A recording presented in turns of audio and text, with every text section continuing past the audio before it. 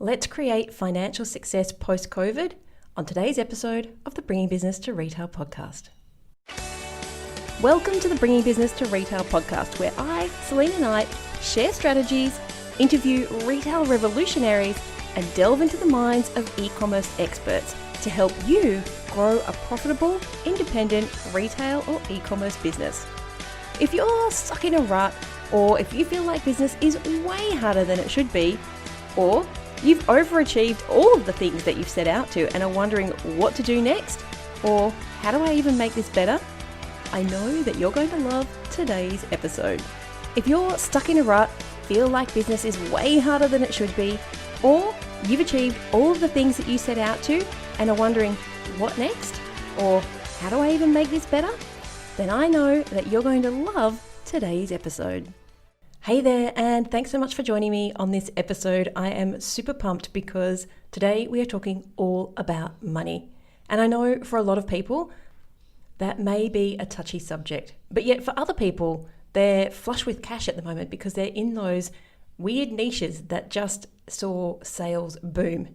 Now, regardless of whether you're in the former or the latter, in order to ensure financial success post-COVID, there are a few things that you need to be doing right now. So if you are new to the podcast, let me just quickly tell you about the 5 core pillars of retail success. We've got money, which is understanding how money flows into, through, and out of your business. We've got sales, which is the making of the money. We've got customers, so finding them, catching them, converting them. We've got marketing, and then we've got impact, which I think is the missing pillar. But too often, the money pillar, which is the foundation of business, because if you don't know how much money you need to operate and what money is doing in your business, then very, very quickly, things can go pear-shaped. So money is the most foundational pillar of your business. And too often people just overlook it. They feel like if they know what their average order value is, or they look at their profit and loss every quarter, they've got control of their money. But that just isn't the case. And I want you to have a profitable financial business that gives you back way more than you put in. And it doesn't matter if you're doing $100,000 or $100 million, knowing and understanding what is going on with the money in your business is paramount. So today we're going to tackle money. We're going to jump in, we're going to get in the trenches and see what you need to be doing right now to ensure financial success post-COVID with our CFO expert, Adam Lean. Now, just quickly before we jump into this episode, I did something I wasn't supposed to. And I know Elizabeth is going to kill me when she goes back and listens to this podcast because she checks all of them before they go out. So I accidentally talked about a new program that we have launching soon for 7-figure retail and e-commerce store owners. Now, I wasn't supposed to let the cat out of the bag. And to be honest, I'm probably not the best person with secrets. In fact, I don't even think I got 5 minutes into this podcast before I mentioned it because I am super excited about it. Now, it is an application-only program. I will tell you more about it as the time goes clearer, but I just wanted to bring it up because I do mention it at least once in this podcast, and you might be thinking, I don't understand. What is this new program? Anyway, new program coming up just for 7-figure retail and e-commerce store owners. If that's something that you think would interest you, make sure you keep listening to the podcast when I reveal all the details in the coming weeks. Now, let's jump in and talk money with Adam Lean.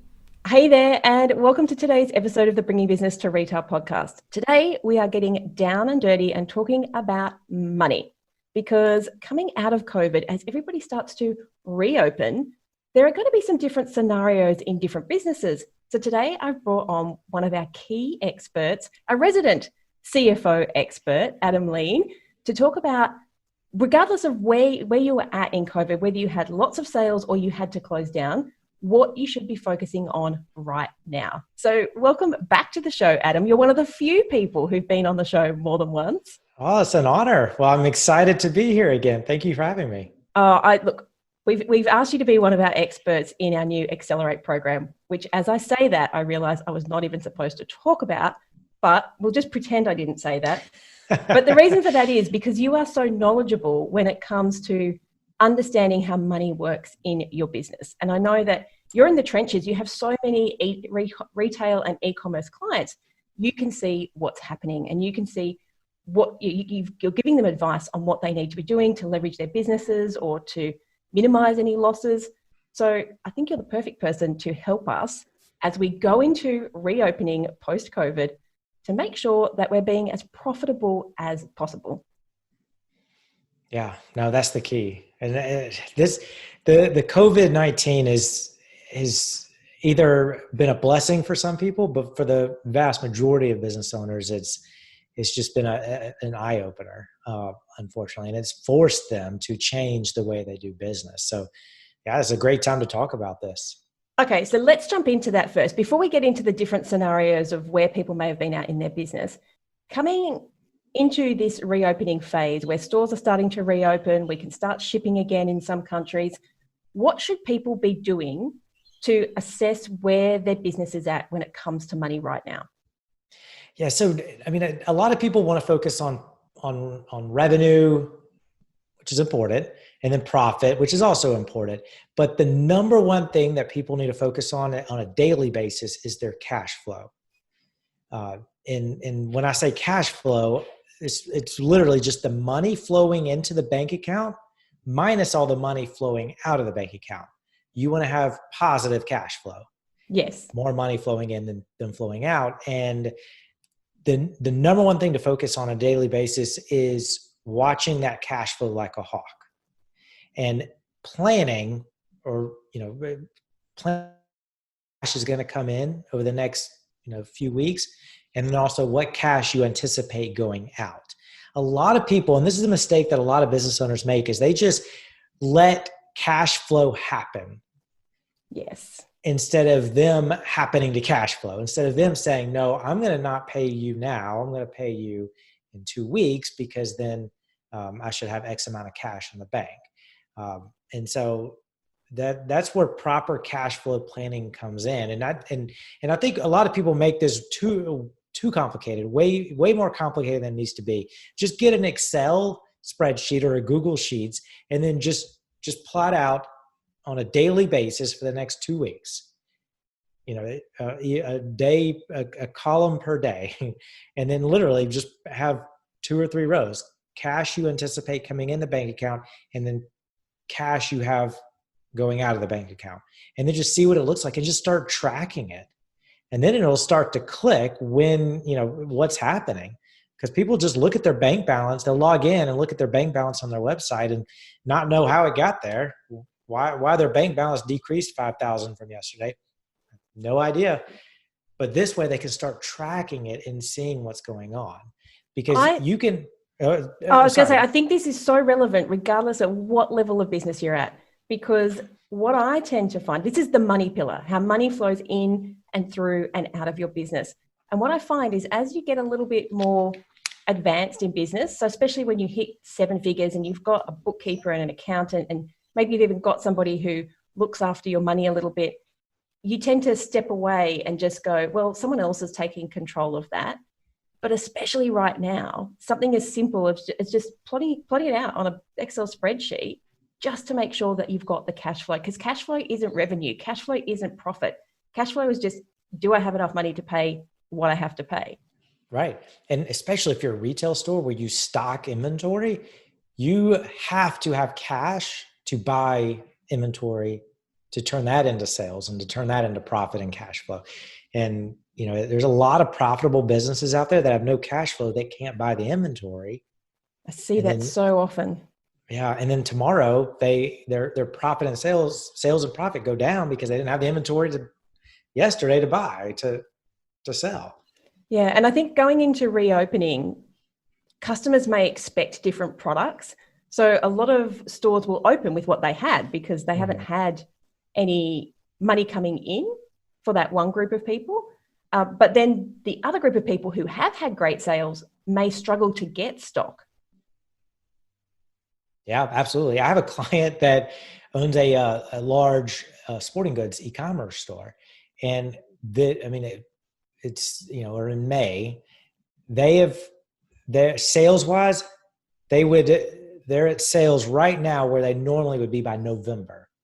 Wow. It's been amazing for them. Here's the problem though. They buy a lot of their product. They have it shipped from Taiwan and, from China. And because that's such a huge lead time, they're using inventory that was earmarked for later in the For summer and the Christmas, yeah. fall now. And so they're going to run into potential inventory issues or stock issues later in the fall and in the Christmas holiday timeframe. This is something I have brought up right from the beginning. I think the first week of COVID, I talked about this. Is I don't have the answer, but I will be really interested to see what happens with inventory at Christmas time, because when you think about it, we start selling Christmas I tell people to start selling it at the end of August, beginning of September, but yet it has to get here, and it takes a good 6 to 8 weeks to get to Australia and through customs from China. That's next month. That's true. And you're tying up cash this whole time. Exactly. Yeah. So I let's talk about that. Let's jump into what we need to be looking at, because we're talking about cash flow, what we need to be looking at, even though we're talking about Christmas. So it is months out, but let's talk about Christmas. I know we're just jumping a little bit, but I think this is really relevant right now. What do businesses need to be thinking about over these next maybe 2 months as we reopen to ensure that they can have a really profitable Christmas this year? Yeah, that's a good question. And it's an important question. It all goes back to having enough cash to buy the inventory. Well, how do you know how much inventory to buy? There's one metric that hopefully everybody's paying attention to, is just days in inventory. This is the number of days on average each product stays on your shelf, stays in inventory. And so it's important to be able to plot this out for each of your products so that you're anticipating when you need to reorder. Now, I like to have as low of a day in inventory as possible. I was going to ask you that question. What's your favorite number there? Yeah, so of course it depends on the product, but I like to have as low amount as possible so that I'm not tying up inventory or tying up cash in inventory. Yes. So, for example, let's say I have a product, let's say I sell staplers. I'm looking at things on my desk, and I have a bunch of staplers. If the average day in inventory is 30 days, that means I have 30 days worth of staplers that I can sell.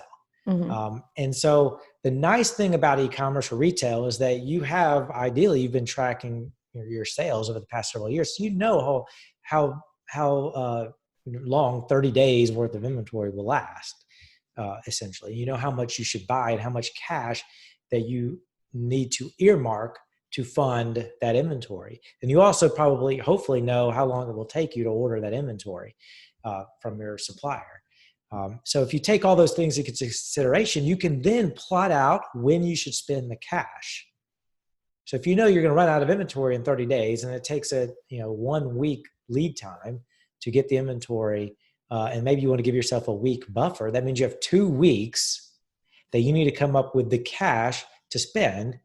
But because you've been tracking this data, you know how much cash you can spend in 2 weeks to fund this inventory. So now your only job is to make sure that right now you have the cash available so within 2 weeks you can spend it. And that's what I'm talking about with tracking cash flow, so that, I'm an advocate for the business owner. I'd rather them have cash in the bank for inventory than to spend the cash now to pay a vendor that you could push off for 3 weeks if need be. Yeah. But that's why it's so important to track cash flow daily. And a lot of people I deal with have 2 things I was going to say there. A lot of people that I work with have this adversity to debt. And so even though they can get account terms, they still pay on the due date. And they don't understand the value of money. Maybe they get a 2% discount for paying on the due date, but how much money could you have made in 30 days? I'm guaranteeing it's more than 2%. And the other thing I was going to say is I have always, as a rough guide, I've always said have 45 days worth of inventory. If you don't know everything else, just a rough guide, 45 days, because that gives you the seasonal buffer. However, I recently went into the jewelry industry and worked with a jewelry advisory board. Do you know what their average days of inventory is? This is going to blow your mind. What is it? 2.3 years. Are you kidding? No. My Wow. face when they told me that is their industry average for how long inventory sits in their store. Wow. I know. Why? And you wonder how they make money. Yeah. Well, I mean, of course, they're a low volume, high margin business. So I'm assuming that's why.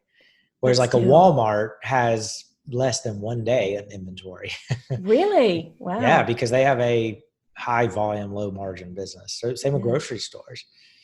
But what I think is really important here, regardless of where you're at in business, is just understanding that. And so many people think when we talk about the money pillar that we're just talking about understanding the money that comes in and the money that goes out. But it's actually so much more important. And right now, cash flow is the most important thing that we have to be looking at. So let's jump into that a little bit more and maybe give two scenarios. So there are people like your clients. I know I've got people who are the same, who were in these random industries like compost bins that did really, really well in COVID, like ridiculously well, beyond their wildest dreams well. So they have cash right now. What should they be doing to make sure that they leverage their cash flow and their profitability from now till the rest of the year? Yeah, that's a great question. A couple of thoughts there.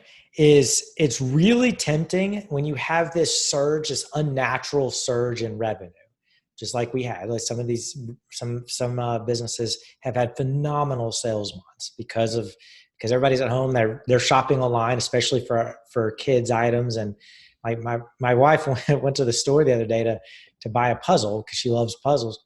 There's no puzzles. There's no kids' arts and crafts. Right. Craft businesses have gone ridiculous. Even books have been selling. But this is an unnatural sales event. Yes. It's really tempting to think this is going to last forever.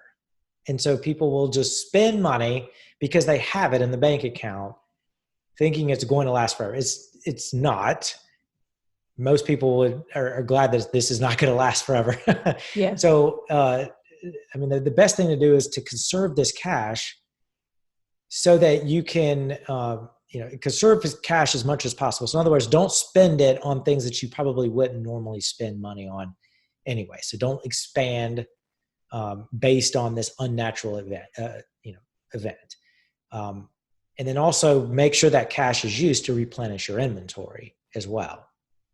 Yes. But I think that's the biggest piece of advice is treat this as an unnatural sales event that's not going to last forever. So you cannot take the money out of the business or even reinvest it in things that are splurge items without looking at it very carefully. And again, I would only spend money on things that I know are going to produce a return on investment. If you spend $1,000 on something, it has to give you a return of at least $1,001. Otherwise, why spend the money? You might as well keep the money in the bank account. Oh, that's a whole different topic about people not making money out of the products that they sell, but we won't jump into that there.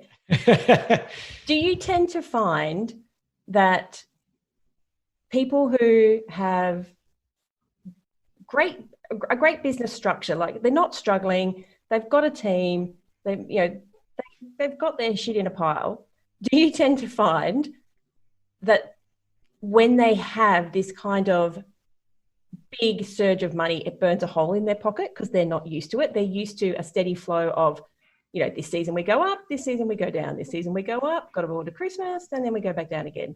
And now I have a lot of money in the bank. Yeah. And again, I think it's tempting to think that that's going to last forever. Yeah. Because people have been used to it for the past couple of months. But you've got to store it away or at least a portion of it, because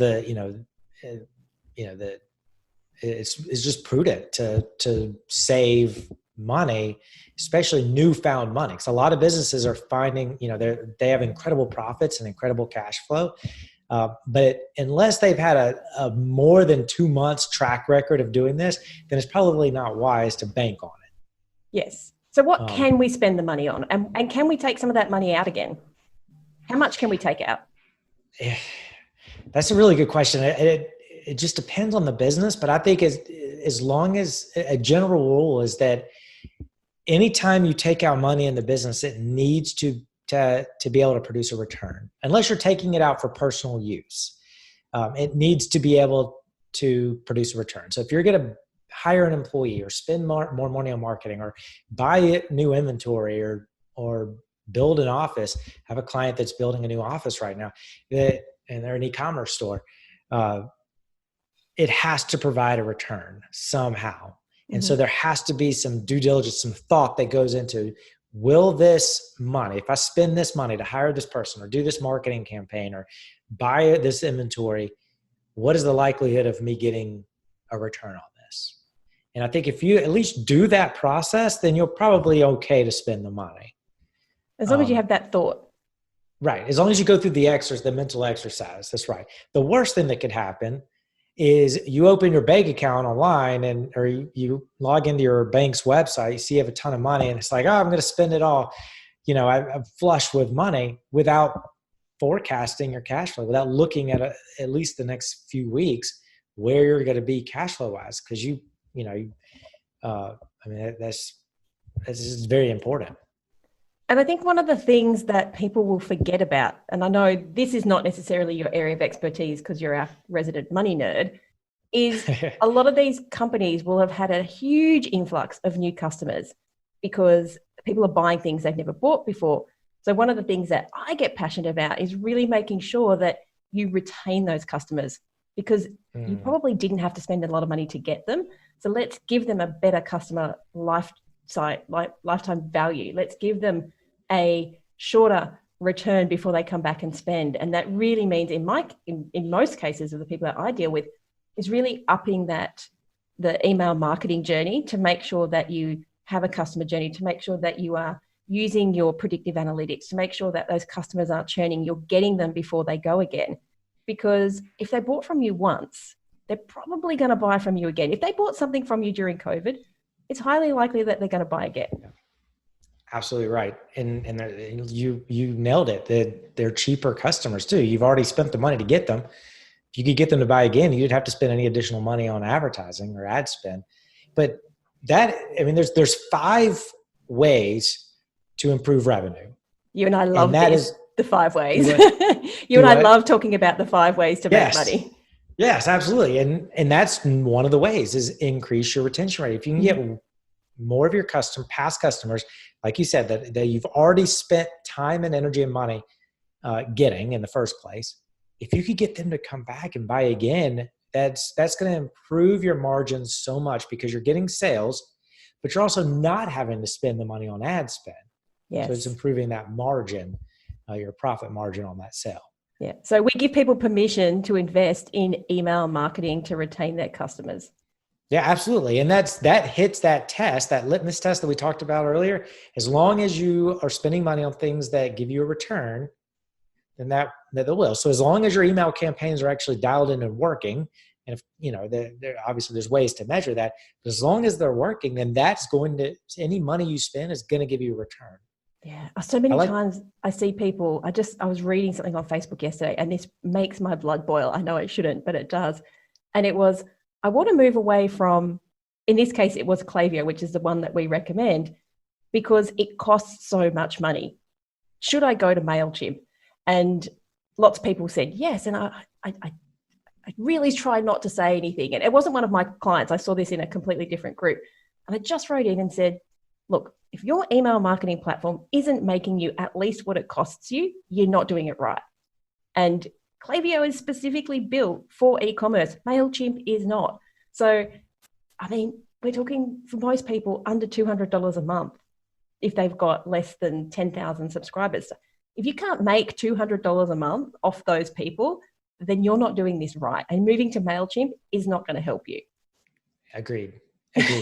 it's like the saying here, you pinching penny, or tripping over dollars to save pennies. I mean, it doesn't work out math wise. I mean, I have a client that uses, I recommend Klaviyo as well. Yeah. Because of everything you just said. I have a client that's on it and they're spending about $900 a month on Klaviyo. They must have a lot of subscribers then. They do. They have a lot of subscribers, but they're making thousands. I mean, I think $30,000 a month on email. Yes. It's like, of course they're going to spend the money. I mean, I don't understand a lot of these marketing people, these agencies or whatnot that want to ask their clients for a budget. What's your ad spend budget?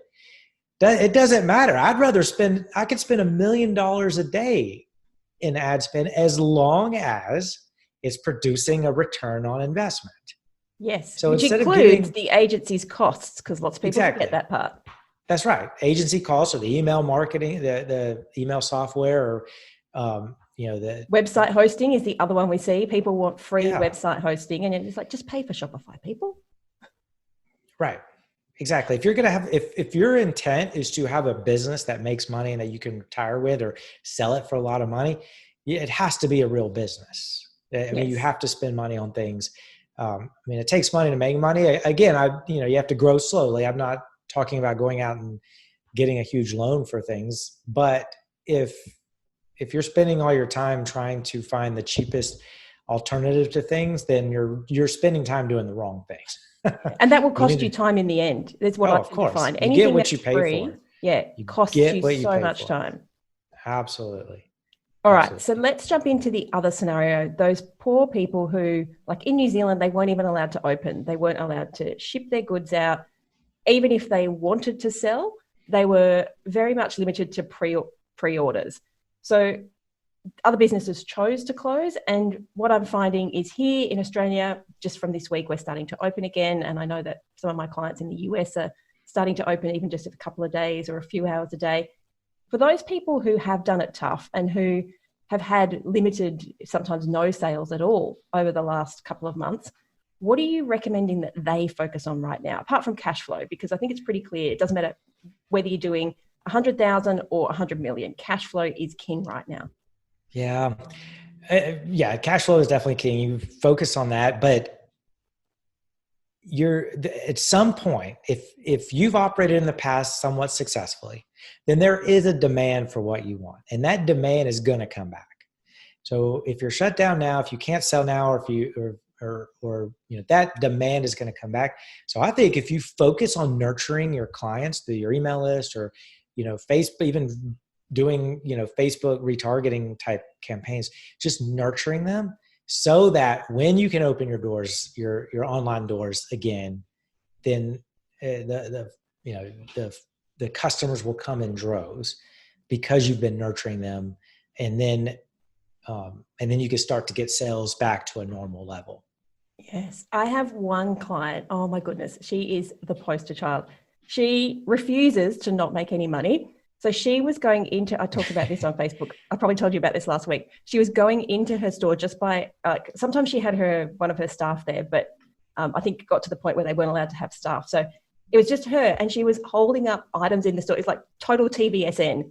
And she had a little number next to it. And she'd be like, and here we have this lovely, blue blouse with comment below with your size, doing 5-figure weeks. Oh my goodness. That's genius. Small town. That's genius. We're talking over 100 orders. And she's like, wow. I had to work my ass off for it, but I chose to make the money. I chose not to sit around at home and wallow. People want to spend money. That's clear that people want to spend money. Yes. Why not give them, that's a genius way of doing it. That's even restaurant. I know we're not talking necessarily about restaurants, but just around where I live, restaurants are having some of their best months.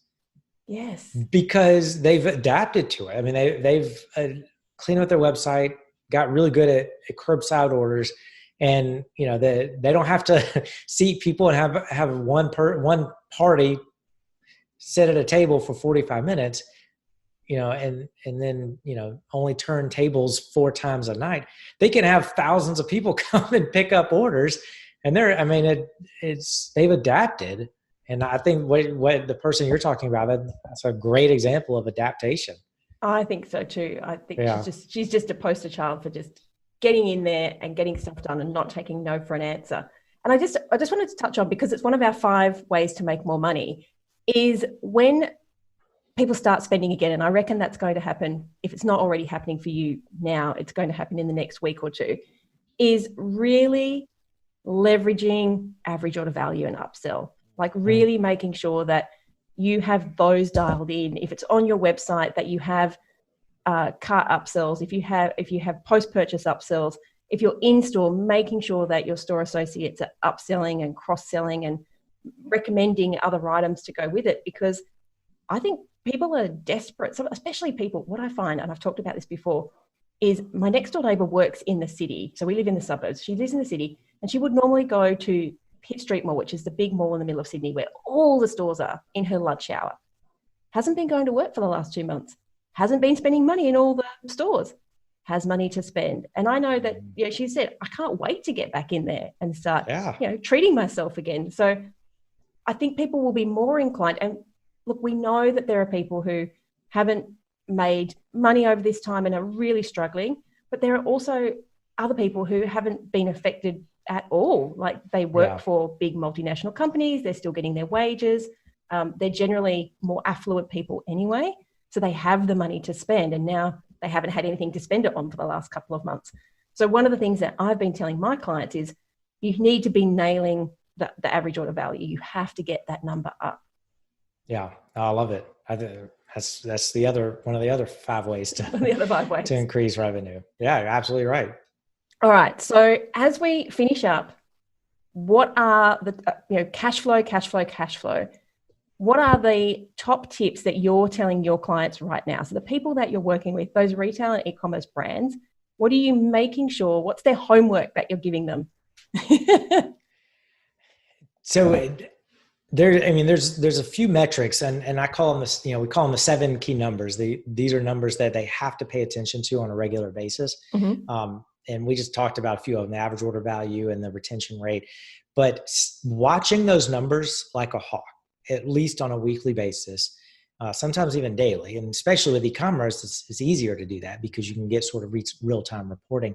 But just watching your numbers and making sure that they don't get too off base. But the number one number, which has to be protected, has to be watched, is cash flow. Well, cash flow is made up of really your profit. So sales minus all the expenses is profit. It's made up of that, but it's also made up of your inventory. And then there's a couple of things that make up cash flow. But if you watch those 2 things, your sales and profit, that your sales minus expenses equals profit. That's number 1. Number 2 is your inventory purchases. If you're staying on top of those 2 things, then your cash flow is probably going to be okay. And just making sure that you're watching your profitability like a hawk, and then also your inventory purchases to make sure that you don't run out of inventory, because that's a sort of like a sin of retail. If they can't see it, they can't buy it. That's right. You can't run out of inventory, but you also at the same time don't want to have too much inventory, because that means you have cash sitting on a shelf, which could be spent on products that turn faster that will make you more of a profit. Yes. We call this and I don't know if this is correct language, so please tell me if I'm wrong, but in our business, we call that the opportunity cost of money. So having that money tied up in inventory, the opportunity cost is not being able to spend that on inventory that does turn over, or not being able to spend that on something that generates more money. So I think one of the things that I'm taking away right now that I think I'm going to recommend to my clients, which I hadn't done, but you have inspired it, is that they go and do a stock take. Like they get really clear on what's on their shelves, what's in their warehouse right now, and looking at those numbers. Like obviously the last 2 months may not be indicative of how much it turns over, but looking at this time last year, what was the turnover? Do we need to be looking at getting some more? Do we need to be dialing back our ordering on certain ranges? Do we need to be doing some promotions? Because people forget they have to market. And Why not get out there and promote a specific line or a specific product or skincare, all those things that we've been thinking about that we need to look after ourselves? Why not actually go and do a marketing campaign rather than doing it ad hoc? Because I know lots of retail and e-commerce brands. And to be fair, I was working with a brand that had 20,000 people on an email list and a 7-figure turnover. And I said, so what does your marketing campaign look like for your email marketing? And she said, oh, on Thursday, I'll just write it up. Whatever I feel like. So, for me, it's just looking at that inventory. Do you have stock that you need to move? Maybe we do a marketing campaign around it. Yeah, absolutely. I think that key number, days in inventory. Yes. How many days on average? And how do you know that? By doing exactly what you said, keeping track of your current stock, and then making sure that you have a way to see how much, what your inventory turnover is. Yes. I mean, most software will give you that. Most software like Shopify, BigCommerce, other inventory, QuickBooks will do that for you. But you have to keep track of your inventory on a regular basis. Yes. And I thank you for that, because I hadn't thought about that. And I'm going to send out a little email to my clients saying it's time to do stock take. Yeah, absolutely. And looking at those days in inventory. All right. Well, thank you for helping everybody here take hold of their money pillar, because to me, it is the most important. If you do not have the money to continue to grow your business and to continue to operate, you don't have a business. Absolutely. And unfortunately, it's the one that tends to get overlooked. People think once I do my profit and loss once a quarter, or I do my taxes, that's my money taken care of. But you and I both know that that's not the case. And so thank you for being our resident money nerd. I hope I'm okay calling you that. Of course. Thank you for being one of our experts in the upcoming 7-figure retail and e-commerce brand mastermind, our Accelerate program, because we're going to be talking a lot more about money inside of that program. So thank you. And if people have any questions that they might like to talk to you about, where can they find you? So my email, adam@thecfoproject.com. Shoot me an email. That's THECFO, as in Chief Financial Officer, project.com. Awesome. Thanks so much again. I'm so excited about people taking control of their money. Thank you for having me. I hope you enjoyed this week's episode of the Bringing Business to Retail podcast. You can find all of the show notes over at selinaknight.com. If you found something that you heard today particularly useful, I'd love it if you could leave me a review on iTunes or Stitcher. And of course, feel free to share this episode with someone that you think could benefit by listening to it. Want more retail biz strategies? You can watch the Bringing Business to Retail TV show, where each week I'll answer a question or provide you with a simple, actionable retail biz strategy that you can implement in your business right away. If you have a question or a guest, I'd love to hear from you. Drop my team an email at podcast@selinaknight.com, and I'll see you on the next episode. Have a great week.